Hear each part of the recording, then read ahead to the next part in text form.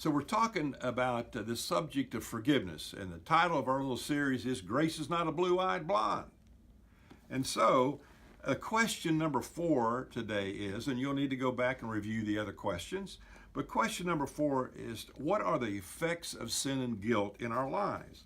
Well, first of all, we need to understand the Bible is very clear, and experience tells us we're cut off from God. We're estranged from God. Number 2, we're cut off from ourselves. None of us have it together emotionally, psychologically, or any other way in terms of our own human beingness. Number 3, we're cut off from others. So when you're cut off from God, you're not going to have it right with yourself, and you're going to have a very difficult time with other people. Someone said it this way. They said, the reason most people are miserable is that they were created to be in fellowship with their Creator, yet they live outside of Him. Augustine said, thou hast created us for thyself, and our hearts are restless until they find their rest in thee. Pascal, the famous French physicist, said that we have a God-shaped vacuum in our hearts, and nothing fits in the vacuum except God. It's amazing how we try everything in the world to fit into the very essence and the core of our life, and it never ultimately satisfies. And I'm not sure if you'll be able to see this or not, but all the different things that we try to fill into our lives, from our family to diets to friends to finances to work to rest to fun to exercise, all these things we try to cram in the middle. But there's only one thing that's going to satisfy ultimately, and that's the relationship that we have with Jesus Christ. But we try to fill the vacuum with a lot of things. Question number 5, how can we experience the Lord's forgiveness? How do we experience that? Well, a couple things. Number 1, by understanding the requirement for forgiveness. Listen to this.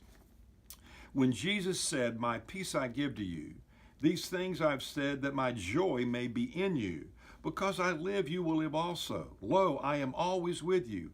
He is only talking to a certain kind of person. He's not talking to everyone, but he's talking to people who have a relationship with Jesus Christ. Do you have that relationship with Jesus Christ? And you need to understand that there's no automatic forgiveness. We've got to understand the cost. We've got to understand the cost.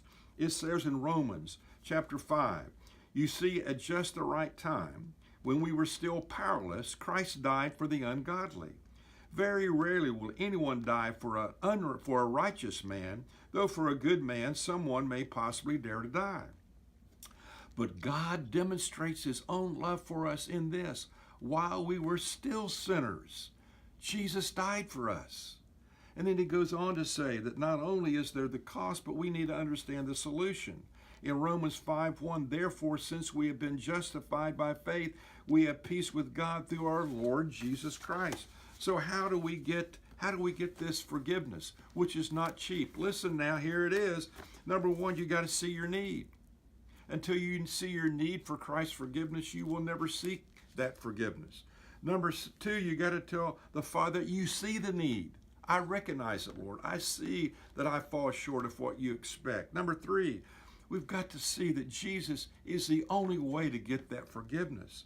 Number 4, we've got to receive Christ into our lives and allow Him to clean us up and to allow Him to forgive us. That's what we've got to do.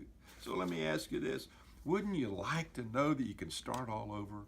Wouldn't you like to have that opportunity to start a new year, brand new, clean? Then the way you do it is you say to the Lord, Lord, I need you, and thank you for what you've done for me in Jesus Christ. Come into my life, clean me up, and from this day forward, help me to become the man or the woman you've always wanted me to be. You think about that, and then do something about it.